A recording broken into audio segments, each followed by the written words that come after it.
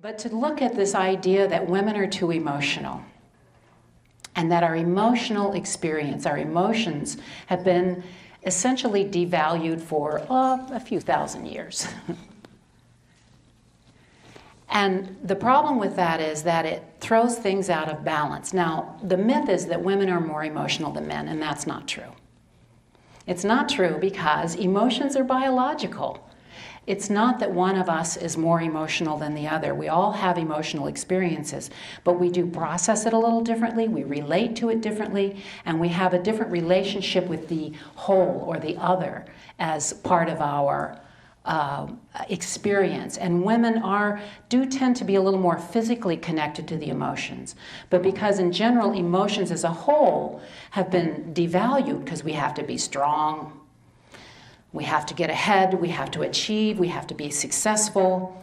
All of these are important drives, but they're missing out on the part that connects us in a different way and that takes in the picture of the whole. And when we judge our emotions, we stop the flow of energy. This matrix, this connection that we have, is meant to flow. And emotions bring us the specific information of what is going on. One of my passions is to really help people to understand that when you're experiencing an emotion, it's really important to feel it, to be present with that emotion, because that emotion is bringing you important information. Fear tells us something. Not that there is threat, but that there might be threat. It's an alert system, and we need fear to survive. We also need anger. And this is a big issue for a lot of people, particularly women, is we suppress our anger. But anger also has a message, and it is also there for your protection.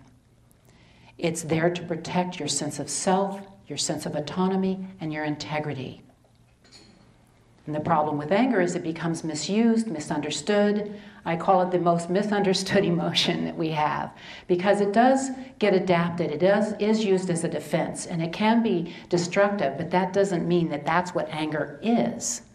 So the more that we know and understand about what's really happening, what we're feeling in the moment, and accept that and not judge it, then we can stay present with it. And when we stay present with it, then we can take conscious action.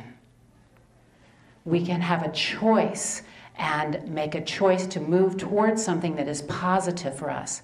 The function of emotions, the essential function, is to prompt you to optimally beneficial action for your survival and your well-being.